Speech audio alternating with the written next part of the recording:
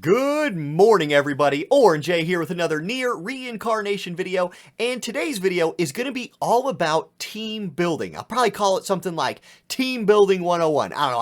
I make the thumbnails after I make the videos, so we'll see if I remember to call it that in the thumbnail. But either way, what we're going to do today is I'm going to show you how I've been building teams, how I construct a team to both maximize their force and be able to push through some of the harder content in the game. I've recently been able to clear floor 10 of the current dungeon, or at least of the first current dungeon. I'm pushing my force powers into the 70,000 plus range, and I've really gotten some good insight into how to properly build a team in this game. I'm going to take you through step by step how to optimize your team, what to look at for farming, where to go to get the resources that you need to build a team. I'm going to try and cover it all, keep it short, and make a useful guide so you can build some really good teams in Nier.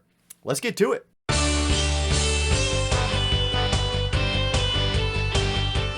Okay, let's jump right into it, and for this example, I'm going to use floor 10 of the Dynas Memories dungeon. This is a suggested force 90,000 floor that I'm currently clearing with a 70,000 force team, and I beat it about 95% of the time. Things have to go real sideways for me to lose this fight because my team is properly built. So let's go over how to properly build a team to clear really hard content.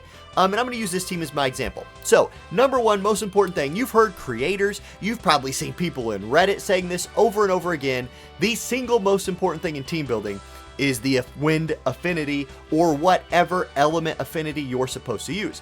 The mobs in this level are water element, which means right here it says clear with a wind affinity main weapon. Every one of my units is rocking a wind affinity weapon. This boosts their damage by, I believe, 50%, while cutting the damage they're receiving by, I believe, 50%. I have not been able to hardcore confirm those numbers, but that's what I've heard. It's a significant boost and a significant cut, so keep that in mind. Now, there's a lot more to team building than just running the proper element weapon. And the first place I want to start as we go into the loadout here, let's display it a little differently, is with companions. Now, we're going to get back to weapons in a minute because weapons is one of the most important things, but companions is a very easy place to start.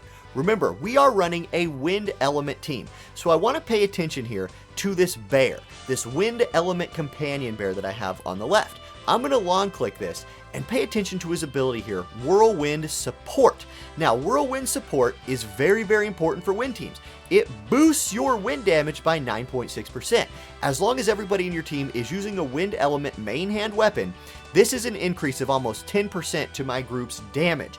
As you level these companions up, they scale. This goes all the way up to a 16% boost if I was able to level this bear all the way up. Now, bears are not some of the strongest companions in the game, but you can see I can currently clear a 90k recommended floor with a level 13 out of 50 bear with level 5 on his abilities.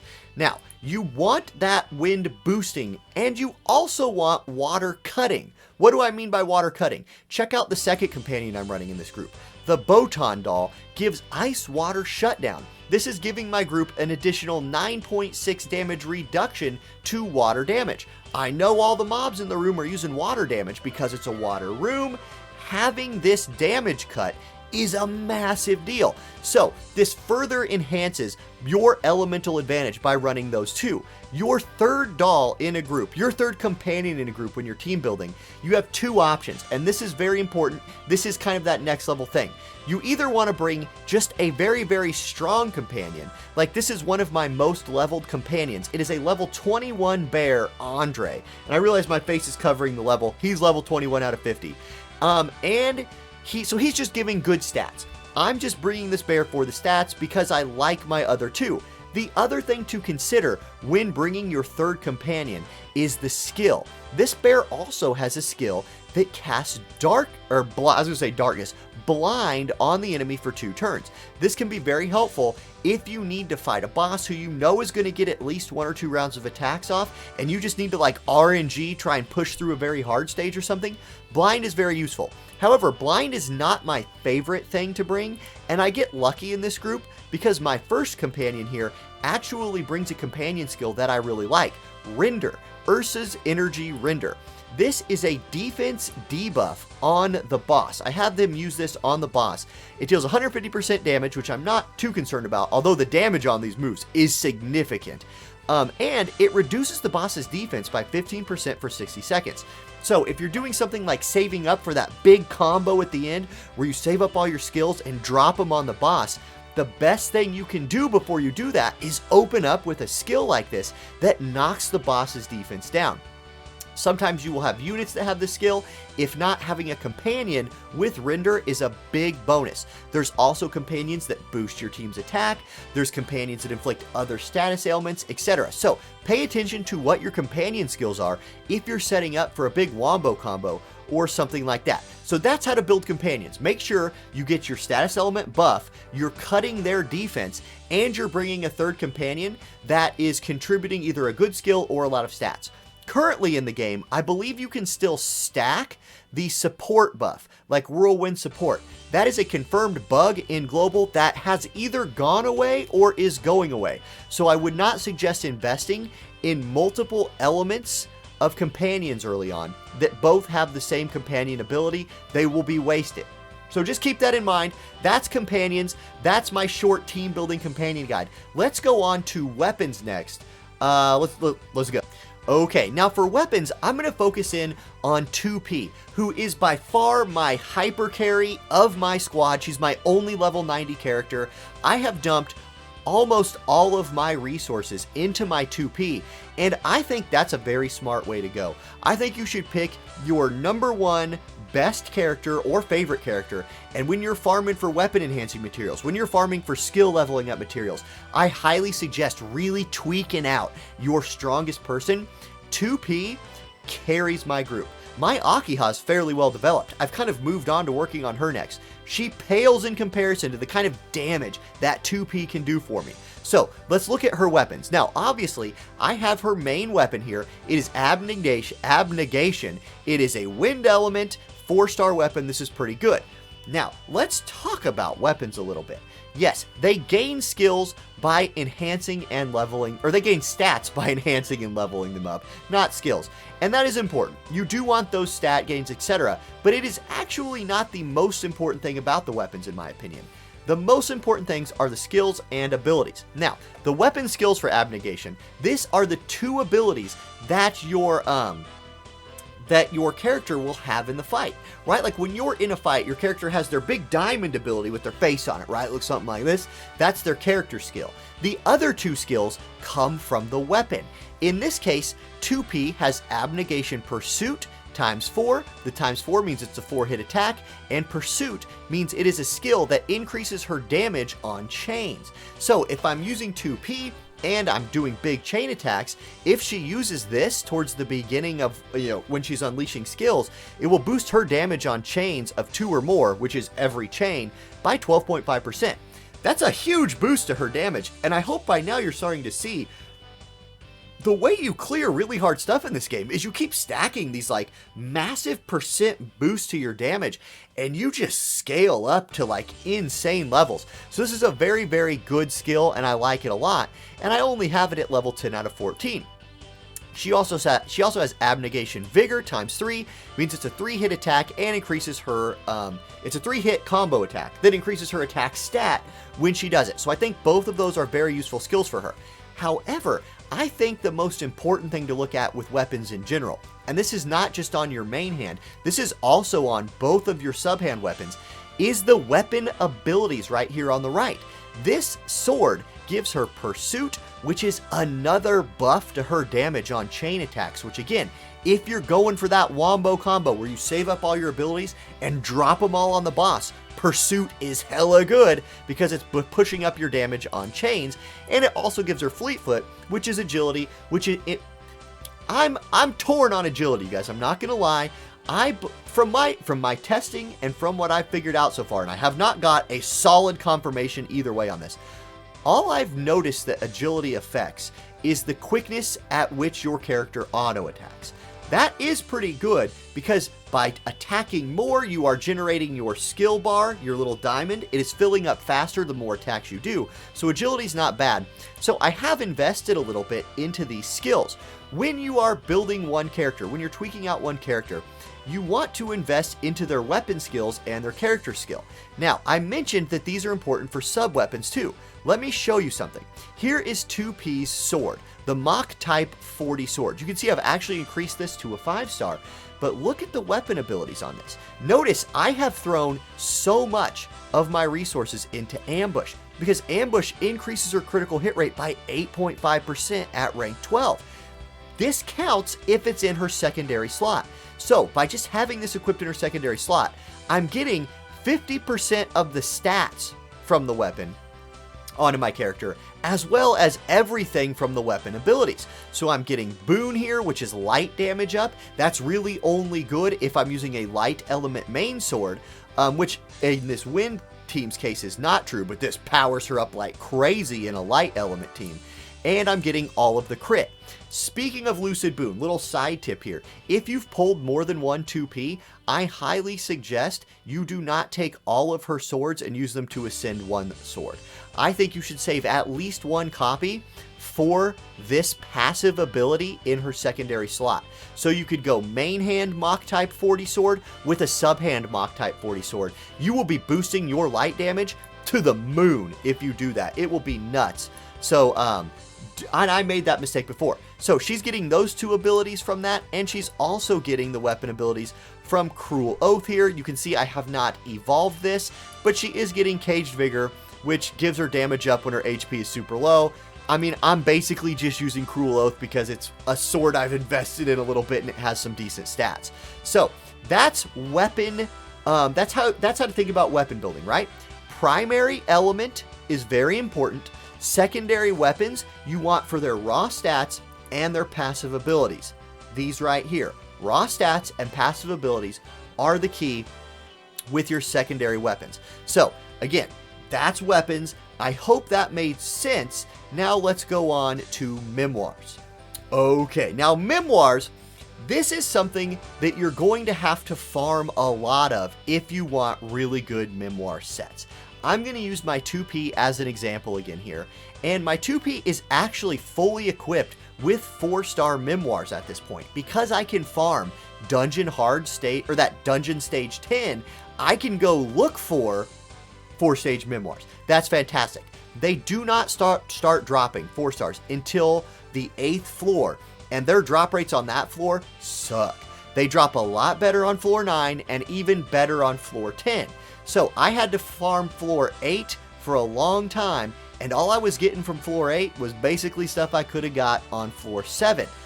A general tip I would give when talking about memoirs is you're going to have a lot of 1-star memoirs at first, right? And the difference between 1 and 4-star memoirs is how hard the primary and secondary stats scale with levels, right? So I think at first having 1-star memoirs is just fine. When you get to the point where you can start farming stage 6, stage 7 of the dungeons, I think you should go start looking for some 3-star memoirs. Start leveling them up a little bit. This will be a big boost to your overall team's power. Then, once you can push through stage 9 and stage 10, those are the 2 stages I would suggest farming to go for 4 stars. I had to hit about 65 to 70k force before clearing stage 9 in a dungeon was really doable for me. And of course, whatever elements you have that are strong matter as well, so just keep all that in mind. Anyway, when you're looking at memoirs, especially later on, when you're farming those like rarer ones, what I like to look for is this. Obviously, is the set bonus good? I've come around on the HP up set bonus. I'm running HP up set bonus on my 2P because I have so much damage. As long as she lives to a boss, she tends to kill it. I just need to get her there and have her survive at least 1 hit. The HP bonus set has been really nice for me. What else I look for, though, is number 1, this primary stat, and number 2, the secondary stats. You want something, like for 2P, for example, I don't want a flat attack buff right here. I want a percentage attack buff. 2P has a ton of attack, so she scales really well with a percentage attack buff. If this would just been something like like, look at this one right here. Attack plus 81. That doesn't scale at all. It's just 81 attack. You give it to any character, they get 81 attack. With a character with a bunch of attack stat like 2P, a percentage primary stat is what I'm looking for. Specifically for her, attack or crit damage. So I like this memoir. It has attack percent here. It has critical rate percent up. It has HP percent up. This is a pretty good card. I would give this card like a B plus A minus, and so I'll use it in her set. Now, with card sets, right? All 3 of the cards that 2P is using here are from the Young Lord Studies. This is that HP set. So because I'm using 3, I get the large bonus. That's 25% HP for my character. This card right here, I'm going to give like a B minus to a B. It is a percentage scaling defense, but 2P does not scale particularly well with defense. But she does really like the crit rate, the crit damage, more defense, and more HP. So this is an okay card.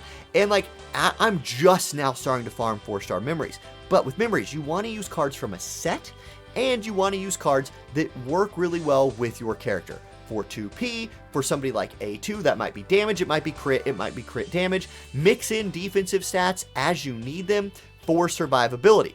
Let's go look at my Akiha's cards, actually. Akiha's running 2 out of 3 of the attack set bonus cards. Akiha scales really well with attack. I really like these cards on her. And by giving her some like defense right here and some attack, 2000 HP is not bad. More crit damage. This is turning her into even more of a bruiser type, which I kind of get this feeling that she was meant to be. I don't know. I'm almost ready to do a character review on 2P. I'm not there yet with Akiha. I'm getting close, so I need to invest in her a little more. But cards like that one, that's the first one I looked at. Cards like this one right here, which is the attack set with 20% more attack in the primary stat. This card's phenomenal. 3.5% more attack here. Crit rate, HP. This card kicks butt, in my opinion. So, with your memories, make sure you're using that. Take advantage of that set bonus and look for primary skills, or primary, whatever you want to call this, skill stats. I like the percentages. The percentages scale really well, and lean into ones that scale good with your character, in my opinion. So that's my little memoir tip there. It's fine at early stages to just use 1-star memories. I would not suggesting farming 2-star memories. I don't think the power up from 1 to 2 is significant enough.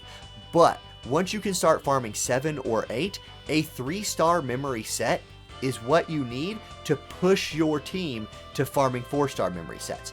Now, as far as team composition goes, you're really stuck with who you got, right? Like, I have 2P, and I can basically run her and my Akiha with any character in slot 3. It doesn't really matter. I'm using Theo because I've invested into fist weapons, but I could swing anybody here. I really want a gun user.